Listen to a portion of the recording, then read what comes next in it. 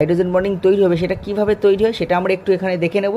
দেখো এই যে নাইট্রোজেন, অ্যাডিনিনের নাইট্রোজেনের সাথে যে হাইড্রোজেনটা আছে NH2 গ্রুপের, সেই হাইড্রোজেনের সাথে এই অক্সিজেনের একটা হাইড্রোজেন বন্ডিং হবে। আর এইখানে অ্যাডিনিনের নাইট্রোজেনের সাথে থাইমিনের নাইট্রোজেনের সঙ্গে যে হাইড্রোজেনটা যুক্ত আছে তার একটা হাইড্রোজেন বন্ডিং হবে।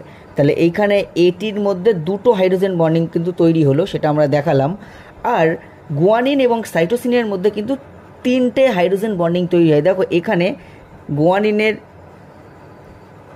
অক্সিজেনের সাথে এর হাইড্রোজেন, গুয়ানিনের হাইড্রোজেনের সাথে সাইটোসিনের নাইট্রোজেন, যেভাবে আমি দেখাচ্ছি এটা।